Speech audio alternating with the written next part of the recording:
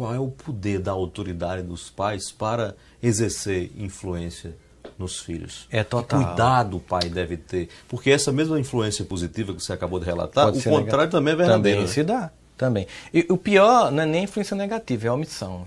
É quando você abre mão do seu papel de ser pai, de ser mãe, de estar na sua posição de autoridade, de determinar coisas para os filhos, de dar disciplina, limite e ordem, que hoje é confundida com ditadura, né? Infelizmente. E aí você deixa a criança completamente estressada e ansiosa. Porque o que tornou a minha infância em Campina Grande leve e a sua em Marisópolis leve é que a gente, quando era criança, a gente era só criança, a gente brincava. Porque a gente não podia fazer escolha. Nós tínhamos os amigos da rua, né? Amigo da rua, bola de gude, cocão, trânsito, pá. O que acontece? A gente brincava, porque a gente não tinha escolha. Quem escolhia eram os pais. A gente tem uma frase que eu escutava muito, aí menino tem querer, né? Claro que hoje é um pouco diferente e é bem-vindo mais democracia no lar, mas essa de menino não tem querer é o seguinte, o que é isso? Os pais chegaram antes de mim, já tiveram um monte de experiência, já quebraram a cara, já afundaram em buraco, estão dizendo para mim, por aí não dá, eu já fui, e é meu papel te dizer isso, para você não quebrar a cara, porque eu não quero que isso aconteça. Aí o que acontece hoje? Meu filho, você quer o quê? Você quer ir para onde? Você quer estudar nesse colégio? E aí a criança que não tem maturidade para fazer escolha, se coloca numa condição e num lugar de fazer escolha, e se estressa a criança e provoca ansiedade. Mas claro que ela gosta, porque empodera a criança. Mas quando eu dou poder a quem tem ignorância, no sentido de que a criança não tem experiência de vida, eu crio déspota. Você está falando numa inversão, os adultos virando crianças e as crianças virando os donos da casa? Os donos da casa. E olha o que isso acontece. A criança, ela nasce com ego, infantil, obviamente, egocêntrico, achando que o mundo gira em torno dela, num mundo que já existe antes dela e cheio de regras. E qual é o meu papel de pai, de mãe, de educador, de avó, de tico? Pessoas que estão ali cumprindo esse papel de educador emocional e moral. É deixar bem claro que ela pode até vir e ser a criatura que vai mudar a história do mundo. Ela pode ser um cientista, um político que vai mudar a história do mundo. Só que antes disso ela tem que aceitar o mundo como ele é. Tem regras.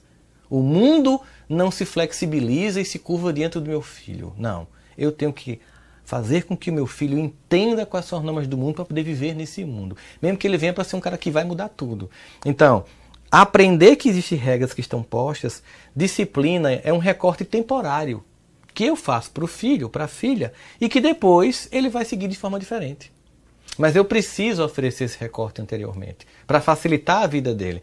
Depois ele vai percebendo o que é que pode e o que não pode. Agora, eu empoderar a criança com imaturidade para que ela decida o que vai fazer, vai gerar nela ansiedade e ao mesmo tempo sentimento de um poder exagerado. E ela passa a dominar os pais, manipular. Porque criança, todo mundo sabe que criança normalmente, como qualquer ser humano, manipula. Ela sabe jogar um pai contra o outro para tirar vantagem. Quando ela quer ir para um canto, ela pede a mãe diz que não, ela vai para o pai, ela fica...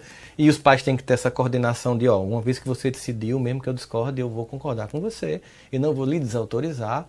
Numa outra questão, a gente junto senta para ver como é que eu imagino que a gente deve agir nessa situação. Mas eu não vou desempoderar você na frente de uma criança, porque ela vai ver que tem uma rachadura ali e ela fica, nem por maldade, para tirar vantagem natural, ela fica provocando um e outro e às vezes provoca até separação. Que fatores estão levando a esta confusão na cabeça dos pais?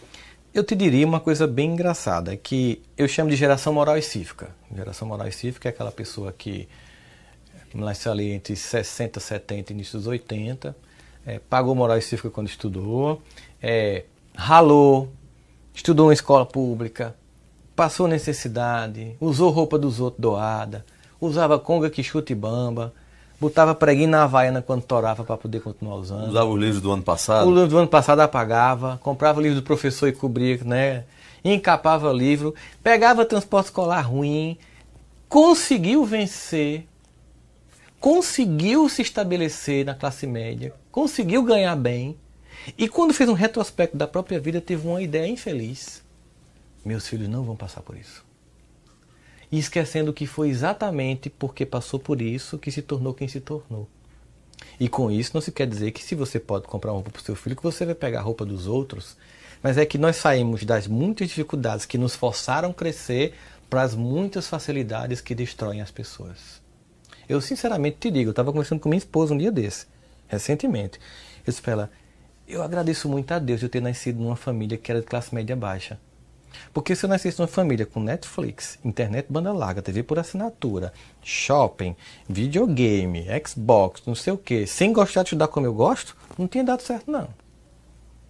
Então, assim, as facilidades que a classe média dá, e isso não é só para a classe média, não, porque tem pessoas que não têm muita condição financeira, mas mimam os filhos. Porque mimado, o conceito de mimado na minha infância era assim, de filhos de rico. Hoje, mimado é qualquer pessoa que cria o filho com um padrão de vida acima do real e que dá tudo e não oferece dificuldade. No sentido de entender que essas dificuldades, elas fogem ao caráter e desenvolvem uma coisa que virou modismo, mas que é uma verdade, a resiliência, que é a capacidade que o meu psiquismo tem de suportar a frustração, acabar um namoro, perder uma prova, não conseguir meu objetivo, sem pensar em me matar por causa disso. Entende? Em vez de pensar em me matar porque não consegui o que eu queria, eu penso em fazer tudo de novo até dar certo. Então, o que aconteceu com essa geração moral e cívica? Se esforçou, ralou, venceu e depois não quis que o filho passasse por nada disso. Aí foi para um extremo oposto. Também tinha uma educação mais rígida de parte dos pais. Os pais eram mais distantes dos filhos. Pensaram, não, mas eu quero ter uma relação mais democrática com meu filho. Aí tiveram outra ideia infantil. Eu vou ser amigo dos meus filhos. E esse é um conceito errado. Porque veja só, uma coisa é eu ter uma relação mais próxima com os meus filhos do que os meus pais tiveram comigo e ter uma relação mais amistosa. Outra coisa, eu sair da minha posição exclusiva de pai e de mãe para ir para uma posição comum de amiguinho. Porque no momento que eu faço isso na criança, eu deixo o meu papel e minha hierarquia, que é fundamental para a formatação do caráter e do ego da criança, e vou tratá-la como um igual. E aí você vê pai e mãe se trocando com o menino, brigando como se fosse menino, não ficando no seu lugar. Então é preciso que você esteja na sua ordem para que a criança também estabeleça a ordem dela. Ela precisa olhar para você e sentir confiança. Precisa sentir autoridade. Ela precisa saber que você ordena o lar. Os cuidadores, os pais ordenam o lar. Porque um dia ela vai fazer isso no dela. Você sabe o que acontecia quando a gente queria ver uma TV e o pai estava na sala? A programação era de quem? Dele. Do pai. O que a gente fazia na adolescência quando começa a revolta? Nada não, eu caso e vou ter minha casa. Que bom, né? Graças a Deus, casou e saiu. Ter a sua independência, né? Seu controle, né? Então, o que acontece? Hoje em dia você chega numa... Já aconteceu, chega na casa de um casal de amigos, você chega na sala, a sala está tomada de brinquedo, nada contra isso. A criança está vendo TV, geralmente um desenho dela repetidamente, né? E você chega, ela não olha para você, os pais não obrigam ela a lhe cumprimentar, ou então fala assim, olha quem chegou, diga oi pra tio. A criança não ignora, aí o pai dá uma risadinha e fez, tá concentrado no desenho. Isso é má educação. Chegou uma visita, ela tem que, oi, como é que você tá? E aí tem 4 adultos na sala, é a hora da criança entender que os adultos precisam conversar, entendeu? E ela se retirar. E ela se retirar, ou então ela ficar junto, brincar junto, mas ela não, ela continua monopolizando o ambiente, a televisão bem alta com desenho, você tentando conversar, e a criança no centro de tudo isso, ela acha que todo mundo vai tratar ela assim, que no emprego vai ser assim, que quando casar com outra pessoa vai ser assim. Ela chega altamente egocêntrica nos ambientes. Monopolizando. Monopolizando 90% das demissões não é por incompetência técnica de fazer tarefa. Comportamento. É comportamento. Incapacidade de estar em grupo.